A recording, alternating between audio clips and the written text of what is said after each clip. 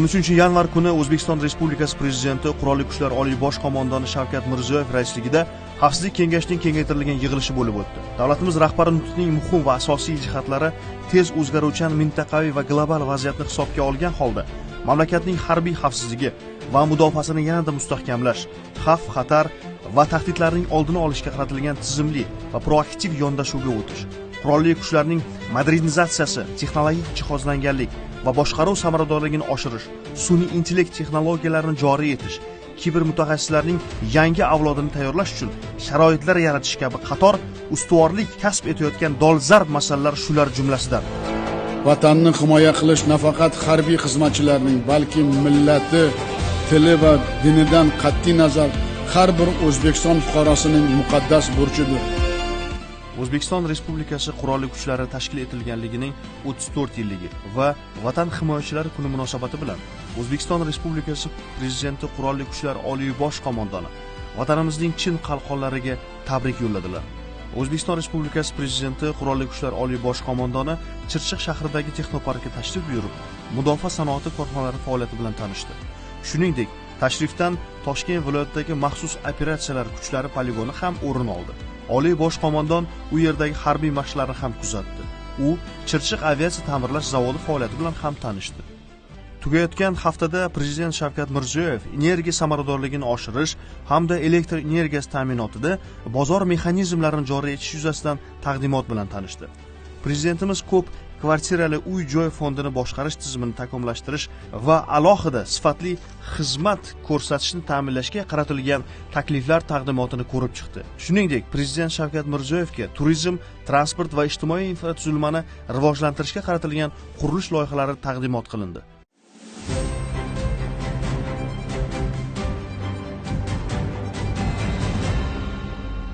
Hozirda O'zbekiston 2030 strategiyasini yanada takomillashtirish bo'yicha loyihalar ketmoqda. Mana shu loyihalarning eng muhimlari haqida bugun qisqacha to'xtalib o'tamiz. Jamiyatimizni 2030-yilga qadar ichki siyosatda, tashqi siyosatda, energetika tizimida, eksport salohiyatini oshirishda, ta'lim sifatini yaxshilashda, oliy ta'lim muassasalarini yuqori o'rinlarga chiqarish masalasida bir qancha muhim takliflar, tashabbuslar ishlab chiqilgan va marralar qo'yilgan edi. O'zbekistonni yalpi ichki mahsulot hajmini 2030-yilga qadar 160 milliard dollarni 240 milliard dollarga yetkazish masalasi, uni yanada ko'paytirish masalasi haqida gap ketyapti. 2023-yilda O'zbekiston eksport salohiyati qariyb 50 milliard dollar atrofida belgilangan bo'lsa, endi shuni qariyb 70 milliard dollarga atrofiga yetkazish, uni yana ham ko'paytirish masalasi, xorij bozorlariga olib chiqish bugun muhim masala sifatida ko'rilyapti. Mahsulotlarning hajmi oshishi bevosita aholini daromadini oshishiga, aholini yalpi ichki mahsulotdagi ulushini oshishiga ham olib kelish kerak. Aytaylikki 4000 dollarni tashkil etsa, har bir jon boshiga yalpi ichki mahsulot hajmi endi 2030-yilga qadar bu marrani 5800 dollarga oshirish bugun asosiy vazifalardan biri sifatida qo'yilyapti. Ishsizlik darajasini ham pasaytirish mamlakatimizda juda ham muhim masala sifatida qo'yilgan. Amaldagi O'zbekiston 2030 strategiyasida ishsizlik darajasini 7% ga kamaytirish masalasi qo'yilgan bo'lsa, endi shuni 4% ga tushirish eng muhim masala sifatida qo'yilyapti. Ishsizlikni tushishi, ishsizlikni oldini olinishi uchun davlat o'zi kerak bo'lsa rivojlangan mamlakatlar bilan, xorij mamlakatlari bilan hukumatlar aro, idoralar aro hamkorlikni yo'lga qo'yishga harakat qilyapti. 30 ga yaqin mamlakatlar bilan mana shunaqa hamkorlikni yo'lga qo'yish maqsad qilingan bo'lsa, endi shuni 40 taga yetkazish masalasi qo'yilyapti. Biz endi iqtisodiyotga qanday e'tibor bergan bo'lsak, ekologiyaga ham xuddi shunday e'tibor beramiz.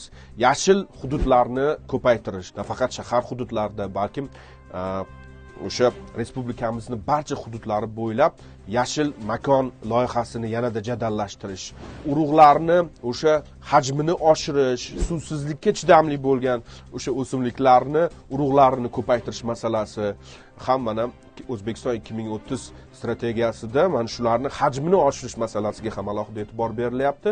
Ekologiyani asrash borasida ekologiyaga chiqayotgan zararli is gazi, zararli o'sha gazlarni miqdorini kamaytirish ham bugun dolzarb masala sifatida qaralyapti. Buning yechimi esa bevosita energetika sohasida bu nimaga e'tibor berilyapti? Bu ham bo'lsa muqobil energiya manbalarini miqdorini oshirish. Sport sohasida O'zbekistonning muvaffaqiyatlari bugun nafaqat mintaqamizda, balkim butun dunyoda ham tahsinga loyiqlik ekanligi e'tirof etilyapti. Xalqaro arenalarda oldin top 15 talik davlatlar qatoriga kirishni, endi shu top 10 talik davlatlar qatoriga kirish maqsad qilinyapti. Yaqin kelajakda barchamiz mana shu muvaffaqiyatlarga birinchidan o'zimizning hissamizni qo'shishimiz, qolaversa ta'lim muassasalarida buni kengroq targ'ibotini olib borishimiz albatta o'zimizni o'sha qilayotgan ishlarimizni keng jamoatchilikka yetkazishda muhim bo'lib xizmat qiladi. Bugun Jadid gazetasi o'quvchilarini nashrning 3-sonida berilgan ayrim maqolalar bilan tanishtirib o'tamiz. Gazetaning bu galgi sonida jurnalist Ro'zimboy Hasanning 2 Guliston yoki 2 kitob bo'stoni nomli maqolasi e'lon qilindi. Unda bugungi kunda mamlakatimizda kitob mutolaasiga berilayotgan e'tibor, yurtimizning eng chekka hududlarida vatanparvar millatdoshlarimiz tashabbusi bilan ochilayotgan shaxsiy kutubxonalar faoliyati va ularning ma'naviyatimiz yuksalishidagi ahamiyati xususida so'z boradi. Xonqaning Sarapayon qishlog'idagi Guliston mahallasida boshlangan quvonch Yangibozor tumanidagi Guliston mahallasida davom etdi. Shu mahallalik ijodkor Yangibozor ko'zgusi gazetasi xodimasi, O'zbekiston Yozuvchilar uyushmasi a'zosi Shodiyabonu Sultonovaning shaxsiy kitob fondidan tarkib topgan uy kutubxonasi ochilishi bayram shukuhini yanada oshirdi.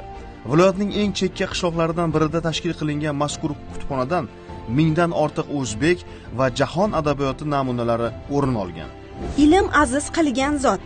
Muallif Otabek Jo'raboyevning ayni nomdagi maqolasida esa milliy adabiyotimizga munosib hissa qo'shgan benazir olim, halol inson, akademik Azizxon Qayumovning ser mahsul kechgan yoshlik yillari, barchamizga ibrat bo'ladigan kamtarona o'tgan hayot yo'li haqida hikoya qilinadi. Bir hamkasbimiz o'g'lini uylantirish sababli to'y bazmida domla bilan mehmon bo'ldik. Bazmda ustoz yoshlarga baxt tilab qisqagina chiroyli nutq so'zladi. To'y qizigan sari o'yin kulgu avj olib, ayrim kimsalar o'ynayotganlar ustidan pul socha boshladi. Shunda men birinchi marta Azizxon Qayumovning g'azablanganini ko'rdim. Bu nimasi? Qanday razolat deya achchiq so'zladi. So'ngra bazmda ko'p o'tirmay sekin chiqib ketdi.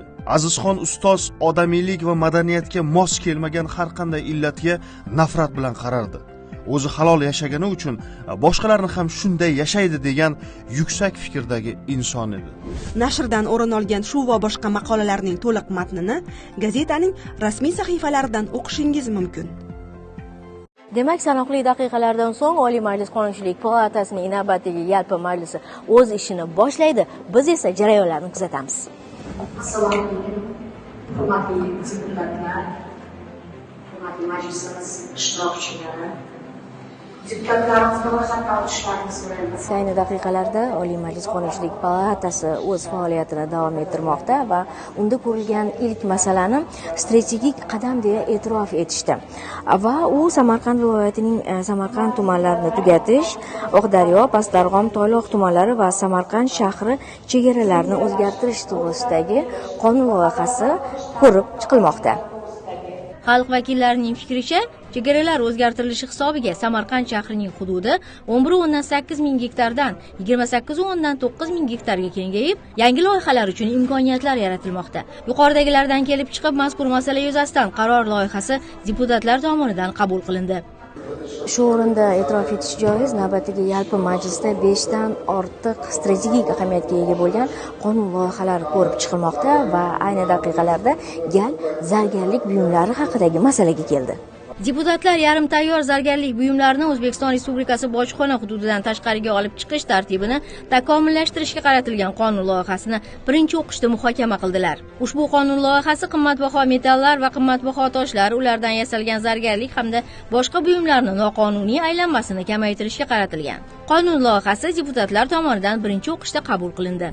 bino va inshootlarning zilzila bardoshligi va texnik xavfsizligini nazorat qilishda davlat nazorati va boshqaruvni yanada takomillashtirilishi munosabati bilan O'zbekiston Respublikasining ayrim qonun hujjatlariga o'zgartirish va qo'shimchalar kiritish haqidagi qonun loyihasi ham muhokamalarga sabab bo'ldi. Boisi bu bizning binolarimizning xavfsizligi bilan chambarchas bog'liq mavzu. Ushbu qonun loyihasida ko'p kvartirali uy-joylarni ruxsatsiz qurganligi uchun javobgarlik choralarini kuchaytirish nazarda tutilmoqda. Majlisda xalq vakillari qonun loyihasining qabul qilinishi shaharsozlik faoliyati sohasida noqonuniy qurilishlarning oldini olish, aholining huquq va manfaatlarini ishonchli himoya qilish, xavfsiz va sifatli uy-joylar barpo etilishini ta'minlash, shuningdek seysmik xavfsizlik sohasida zamonaviy va samarali yondashuvlarni joriy etishga xizmat qilishini alohida ta'kidladilar. Qizg'in muhokamalardan so'ng qonun loyihasi deputatlar tomonidan birinchi o'qishda qabul qilindi. Shuningdek, yalpi majlisda yana qator qonun loyihalari muhokama etildi. Assalomu alaykum. Tasavvur qiling, uzoq yillar quduq suvidan foydalanib kelgan mahallangizga toza ichimlik suvi keldi. Uy ro'zg'or uchun suv jamlashga shoshayotgan opa-singillarimiz va yoki yosh go'dagini cho'miltirish uchun suv jamlashga oshiqayotgan otalarchalik suvni qadrlaydiganlar bo'lmasa kerak oramizda.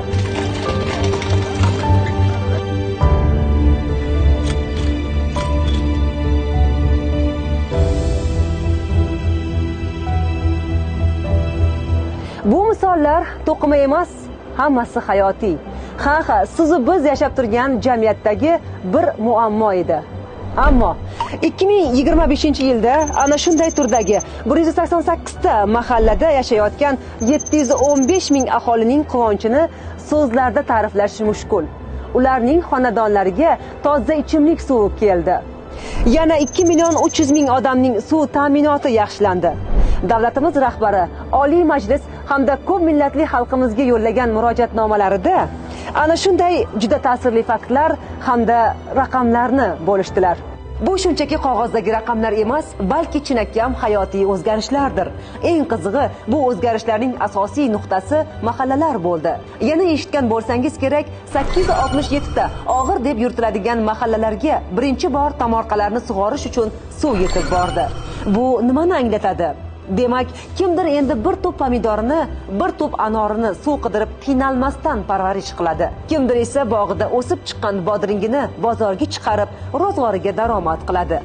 Oddiy dehqon uchun eng katta boylik suv va mo'l hosil. Lekin bu orzu edi-da, haqiqatdan. Hammasi xursand ishlab boryapti, uyga pul olib boryapti, yordam beryapti. Bemalol sug'orishadi endi. Boshida ishonmadi ayollar. Hozirgi kunda 22 kishi ishlamoqda. Sarhisob qiladigan bo'lsak, 2025-yilda 5 million yurtdoshlarimiz daromadli bo'lishdi. Ishsizlik darajasi 5,5% dan 4,9% ga tushdi. Ya'ni yoshlar, tengdoshlarim ishli bo'lib, o'z oilalariga daromad olib kirishdi. Kambag'allikka qarshi kurash jumlalari shunchaki quruq shior bo'lib qolmay, amalda o'z isbotini topdi. Qariyb 1,5 million ehtiyojmand aholi kambag'allikdan chiqdi. Hayot sifati yanada yaxshilanib, 1435 ta mahalla kambag'allikdan xoli hududga aylandi. 2025-yil boshida kambag'allik 8,9% edi. Hozir 5,8% ga kamaydi. Kredit, subsidiya, kompensatsiya kabi 100 dan ortiq xizmatlar orqali ijtimoiy himoyaning mutlaqo yangi tizimi yo'lga qo'yildi va buning natijasida 8,5 milliondan ortiq odam kambag'allikdan chiqdi. Ishsizlik 2 barobarga qisqardi. Natijada 3 yil oldin kambag'allikni 2026-yil yakuni bilan 2 barobarga qisqartirish bo'yicha olingan marra 2025-yilning o'zida uddalandi. Sizlarga taqdim etgan mazkur ma'lumotlarimiz shunchaki statistika emas, bu xalqning hayoti va bularning aks sadosi mahallalarda, hovlilarda hamda tomorqalarda sezilmoqda. Ko'p suv, mo'l hosil va odamlar uchun yangi ish o'rinlari. Mana shu haqiqiy taraqqiyot. O'zgarishlar nuqtasida ko'rishguncha salomat bo'ling.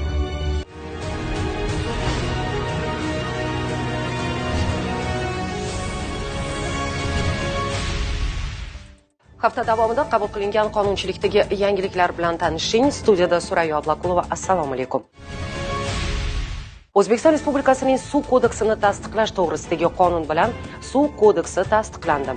Kodeksga ko'ra suvdan umumiy foydalanish jumlasiga quyidagilar kiradi.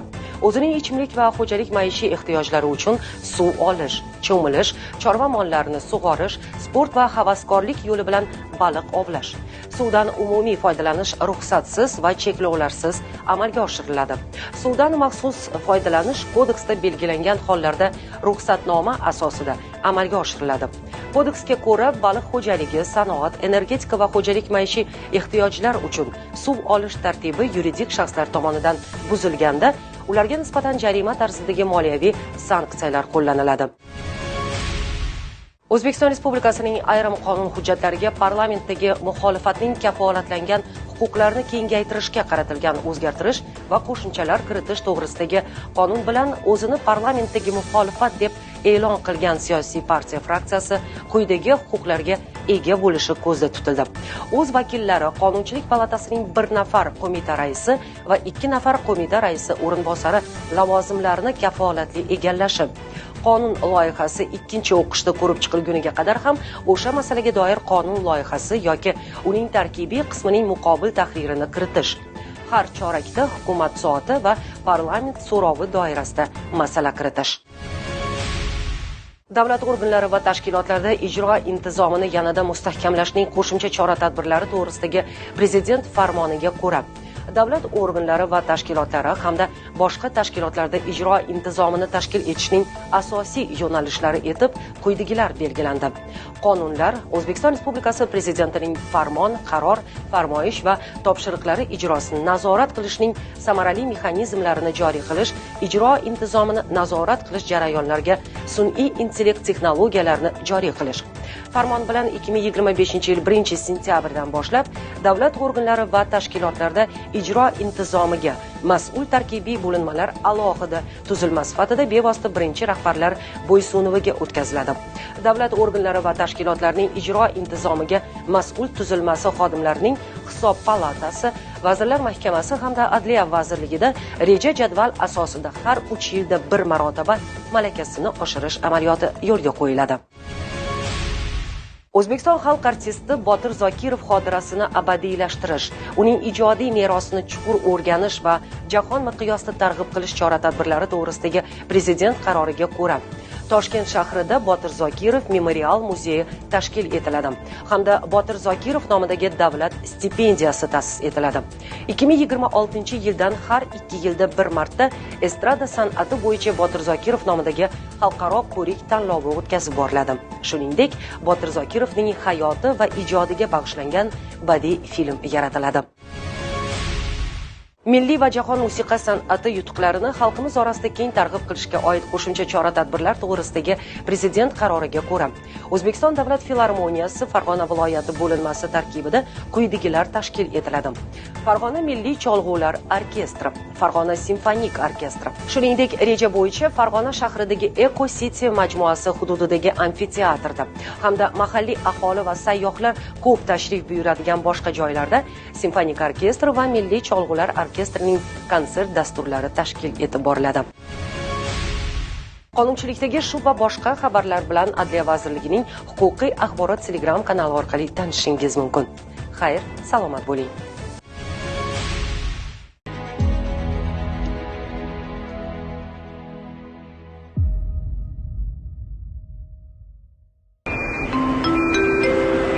Diqqat qiling, Uzbekistan Airways aviakompaniyasining 102 qatnovi bilan Nyu-Yorkdan uchgan samolyoti Toshkentga kelib qo'ndi.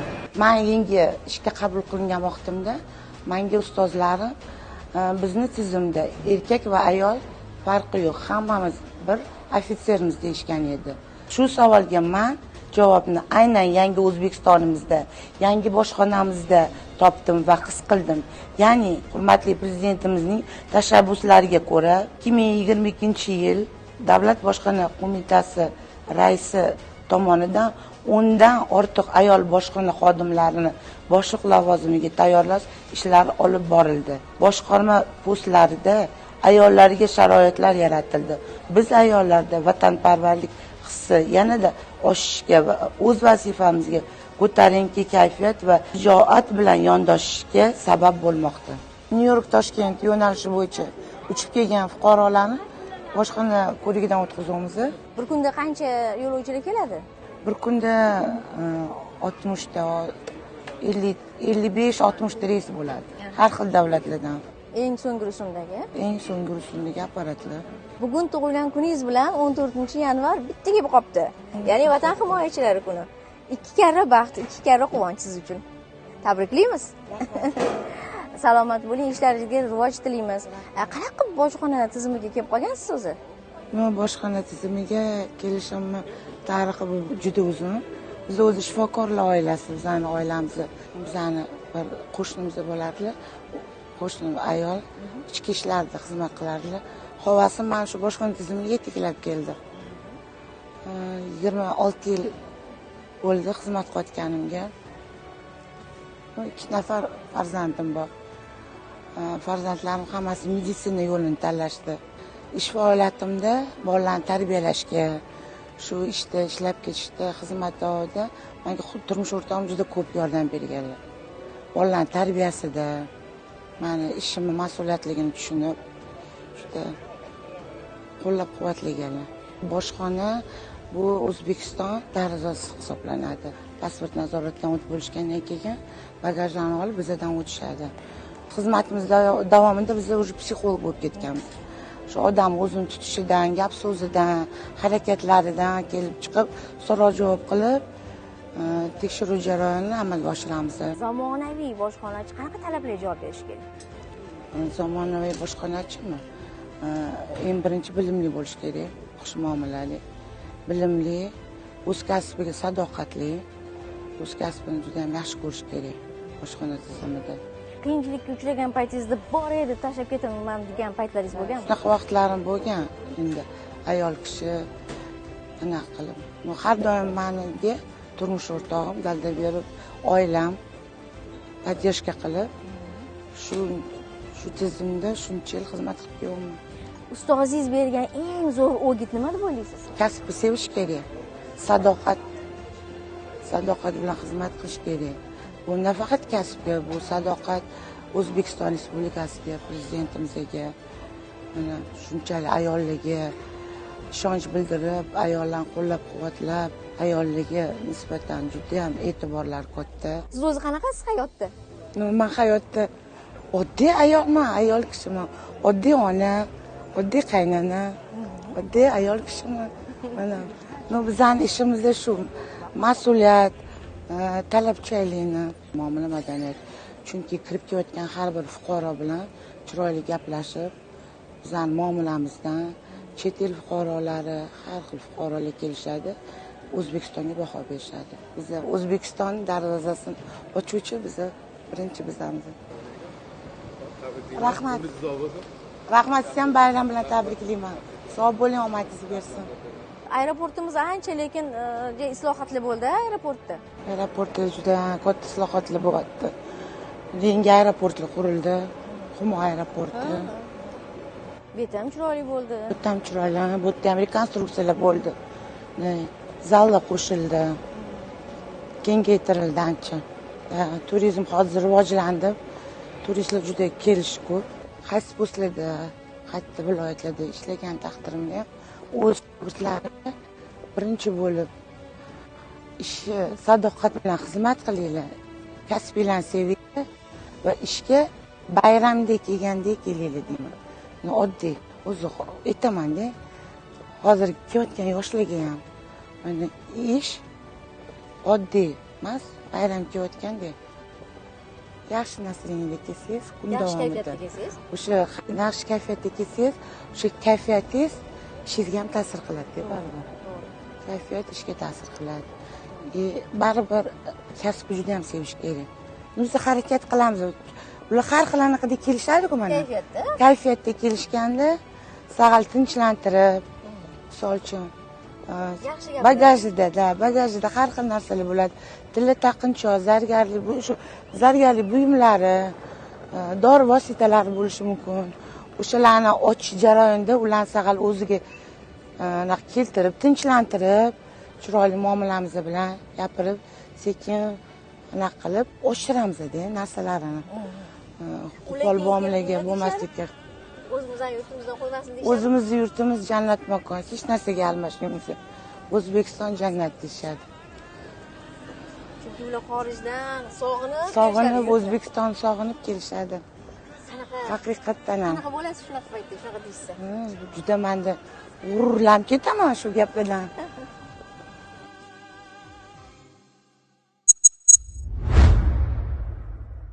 Shartnoma bu hujjat ikki yoki undan ortiq tomonning fuqarolik huquqlari va majburiyatlarini belgilash, o'zgartirish yoki to'xtatish to'g'risidagi kelishuvdir. Shartnoma davlat yoki nodavlat tashkilotlari, korxonalar, muassasalar, shuningdek fuqarolar o'rtasida tuzilishi mumkin. Agar shartnoma munosabatlari muassasa bilan ayrim shaxs yoki shaxslar o'rtasida o'rnatilgan bo'lsa, bu hujjat mehnat bitimi deb ham yuritiladi. Shartnomada tomonlar bajarish kerak bo'lgan shartlar va majburiyatlar ko'rsatiladi.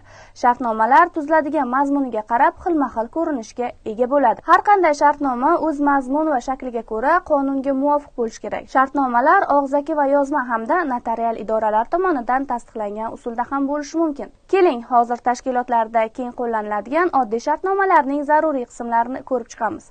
Avval shartnomaning nomi yoziladi, ya'ni pudrat shartnomasi, imoratni ijaraga olish shartnomasi kabi. Keyin shartnoma tuziladigan sana va joy yoziladi. Endi esa shartnoma tuzayotgan tomonlarning aniq va to'liq nomi yoziladi. Ya'ni matnning keyingi o'rinlarida ularni qisqartirib shartli nomlash mumkin. Masalan, buyurtmachi, bajaruvchi kabi. Keyin tomonlar vakillarining ismi va ota ismlari, familiyalari, ularning vakolat doiralari yoziladi. Ya'ni ularga shartnoma tuzish huquqini beruvchi vakolatlar. Undan keyin shartnoma matni yoziladi. Bu qism ba'zan boblarga bo'linadi va har bir qism rim raqamlarida yoziladi. Boblar bandlarga bo'linib, ularning tartib raqamlari arab raqamlari bilan yoziladi. Xuddi shu yerda nizolarni ko'rib chiqish tartibi, shartnomalarning umumiy summasi, uning umumiy amal qilish muddati ham bayon qilinadi. Keyin esa tomonlarning huquqiy manzillari, imzolari va muhrlari yoziladi. Shartnomalar ularni tuzishga vakil qilingan shaxslar tomonidan imzolanadi. Imzo degan zaruriy qismda imzo qo'ygan shaxslarning lavozimlari emas, balki shartnomaviy munosabatlar o'rnatayotgan huquqiy, ya'ni yuridik shaxslarning to'liq yoki qisqargan nomi ko'rsatiladi. Shartnomalar 2 nusxadan kam tuzilmasligi lozim. Shartnoma matni varaqaning har ikkala tomoniga kompyuterda bir oraliq bilan yoziladi. Boblarning bandlari esa o'zaro 1,5 oraliq bilan ajratiladi. Shartnoma so'zini katta harflar bilan orasini ochiq qilib yozish tavsiya etiladi.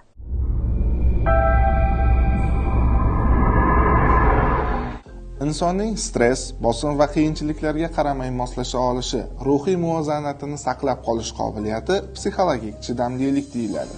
Bu tug'ma emas, vaqt o'tishi bilan shakllantiriladigan psixologik resursdir. Ilmiy tadqiqotlar shuni ko'rsatadiki, chidamli odamlar muammolardan qochmaydi. Aksincha, ular vaziyatni real baholaydi, his-tuyg'ularini nazorat qilishni biladi. Bu vaziyatda nima qila olaman degan savolni o'zlariga berishadi. Psixologik chidamlilikning asosiy tarkibiy qismlaridan biri emotsional regulyatsiya, ya'ni o'z his-tuyg'ularini boshqarish qobiliyatidir. Stress paytida kuchli hissiyotlarni bostirish emas, balki ularni anglash va sog'lom tarzda ifodalash muhim hisoblanadi. Ikkinchi muhim omil kognitiv moslashuvchanlik, ya'ni vaziyatni turli nuqtai nazardan ko'ra olish qobiliyatidir. Yana bir muhim jihat ijtimoiy qo'llab-quvvatlash. Yaqin insonlar bilan emotsional aloqa stressning biologik ta'sirini kamaytiradi. Psixologik chidamlilik og'riq bilan yashash o'rniga undan o'sish va oldinga harakat qilishga o'rganishdir va eng muhimi chidamlilik mashq bilan rivojlanadi.